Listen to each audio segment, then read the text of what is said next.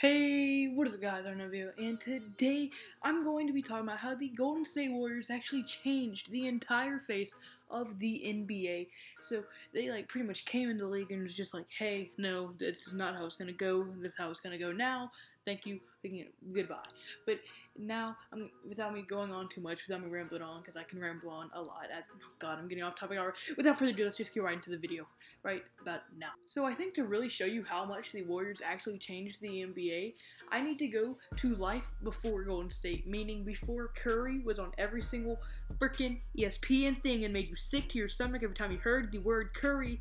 But yeah, like life before that. So I'm gonna go back to 2014, 2013, 2012 finals. So let's go to the 2014 finals first, where the San Antonio Spurs actually had won the finals, and they had a big three of Tony Parker, who was a dominant point guard at the time.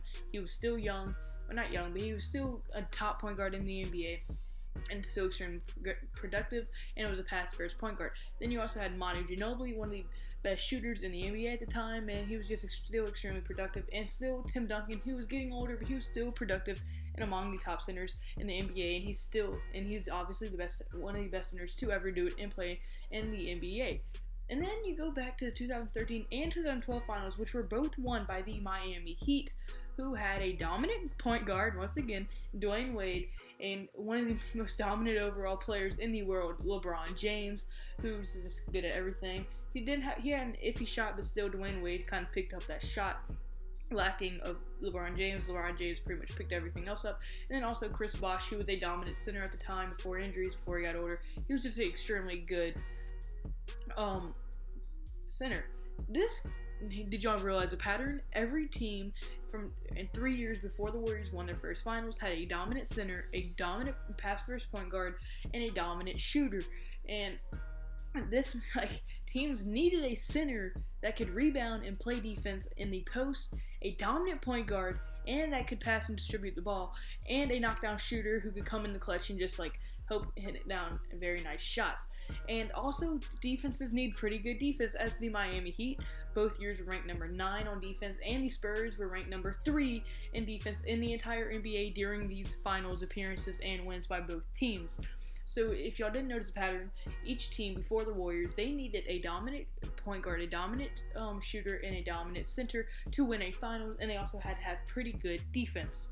Well, when the Warriors decided to come in town and change the entire NBA just because they're the Warriors and they can do whatever the hell they want, I guess, well, they pretty much eliminated the center.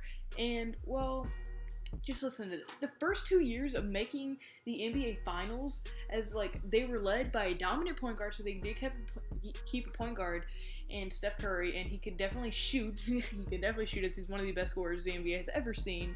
But something that kind of changed is they had 2 dominant shooters, because they also had Klay Thompson, who's a great shooter. He won the 3-point contest a couple years ago, and he's also a pretty good defender.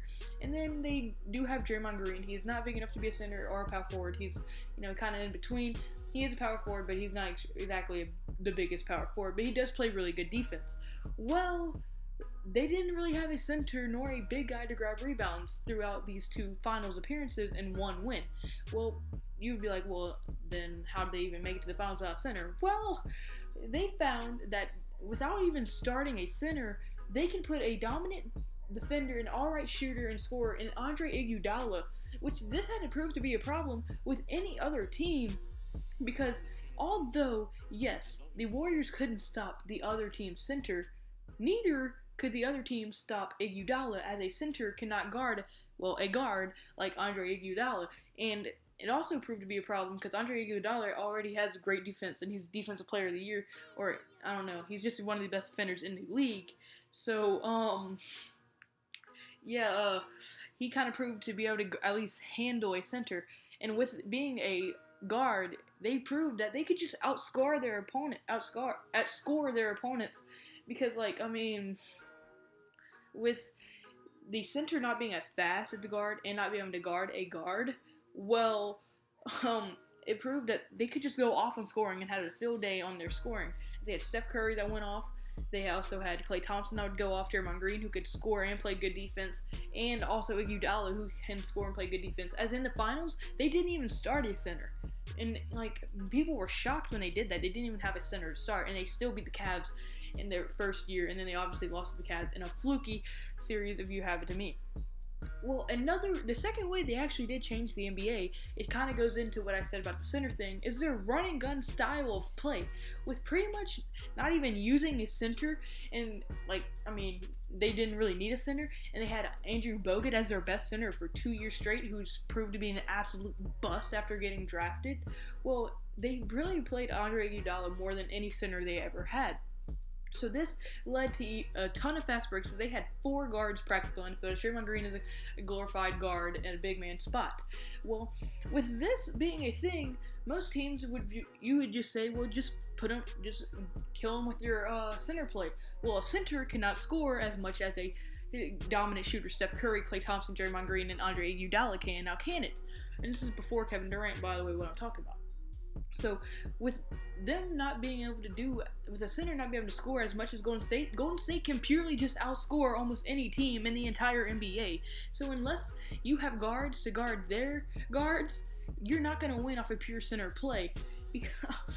Because a center cannot outscore 3 guards, and despite it just being 3 really good guards, you have 2 of the best shooters in the NBA, and Draymond Green, who can score and drive at will and still kind of get rebounds.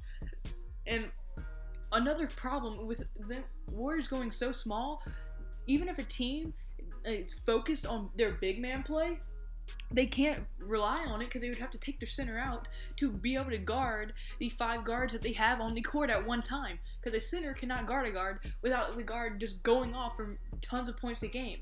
So even if you relied and had great big men, you would still lose, because your big men can't guard the Warriors. So the Warriors are pretty much just changing the NBA, because you can't guard them unless you go play small ball, and you can't beat them at small ball because no one can outscore them. So they just changed the entire NBA right there. And the proof, if you don't already believe me, the proof in this is that teams literally are building themselves to play against the Warriors.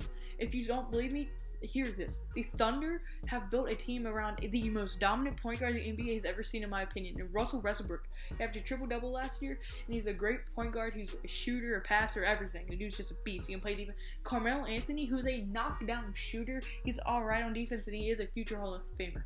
Then you have Paul George, who's a stretch big, not just a big. He's an athletic stretch big that can shoot, pass, and kind of get rebounds. So, yeah. And if you still don't believe me, look at the Minnesota Timberwolves. You have They added Jimmy Butler, who can play great defense, can score and can shoot and can guard almost anyone in the entire NBA, which they need to play against the guards of the Golden State Warriors. They also have Andrew Wiggins, another dominant shooter, to help with the scoring load that the Golden State Warriors will give you. And also, they have Karl Anthony Towns, who, although is a power forward, is athletic and can shoot the 3-ball and can just stretch and play against other guards. So he's really a stretch big. And then, if you still don't believe me, even the Cleveland Cavaliers are building a team to go against it. Because, since I'm talking about pre-Kevin Durant, I'm going to talk about pre-Kyrie getting traded. They had Kyrie, a point guard who could play defense, could shoot, and could pass, and do pretty much everything so that he could help against Steph Curry. They also have LeBron James, who's pretty much just good at everything, and, he's just the best. And then, they also had Kevin Love, who could shoot the ball, and is just a pure out shooter who can flat out shoot. Notice a pattern in that. And their center, Tristan Thompson, he's alright, but they do not focus on him, and he's not part of their big 3 or even big 4. Think about that. And even if you somehow still don't believe me with all that proof, just look at the centers of the NBA. They went from just being able to guard in the paint and kind of being able to dunk and shoot layups to now being able to shoot a 3 and defend the perimeter. And examples of this is DeMarcus Cousins, who, although he is slow, he lost tons of weight over the offseason. He's way more athletic, and he can shoot the 3-ball. If you watch his games, the dude shoots a 3 pretty good, and he makes it probably at least 30% of the time, which is really good for a center of his size. Then you also have Anthony Davis, who's athletic, can guard the perimeter, can block shots, and can still shoot the mid-range shot extremely good. He probably has one of the best mid-range shots in the NBA. Also, Karl Anthony Towns, like I said earlier, he's athletic, can kind of guard the perimeter, and can shoot as good as any big man in the entire league. And also, even though that's only 3 of them, there's videos that came out of Joel Embiid and Andre Drummond working on their three-point shot over the offseason. So this just goes to show that the Warriors have turned a league that was defensively based. You needed a great center to win games, and you just had to play slow into the league that we now know, which you don't need a center, as the Warriors have shown. You don't need a dominant center. All you need is pure scoring and offense and an alright defense. And like, they just completely changed the NBA that we used to know and that some of us used to love. I personally like the new NBA. I don't know about you. So before I end off the video, let's actually go over some stuff.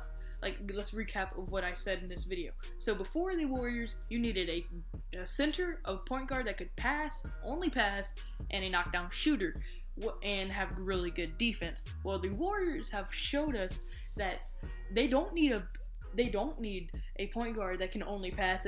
Their point guard shoots, passes, and defends. And they also have another dominant shooter, which no one really used. Have 2 dominant shooters. And now that they have Steph Curry and Klay Thompson, and they showed that they didn't need a center, and that they just play full speed, don't have to slow down and play defense, don't have to slow down and half court offense. They have also showed us that they don't really have to change their game plan for anyone, because other people's game plans were based on the old NBA, and they were really the only team at first to play in the new NBA. Like, they were the first team to play like this, so they didn't have to change their game plan for anyone. And now now the entire NBA has to change their game plan for everybody. So really, the Warriors are just 15 steps ahead of everybody.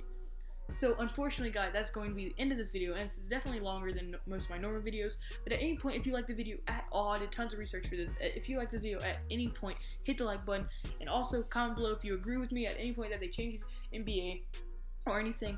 Just comment below what your thoughts are. If you want me to make more videos like this that are more thought out, more researched, and longer, or you want me to make videos that are shorter and everything, just tell me your personal preference. And like I said, that's going to be it for this video. So, I mean, kids, don't think I forgot about you either. Remember, never do your vegetables, always eat your drugs, stay safe, free to go. Goodbye.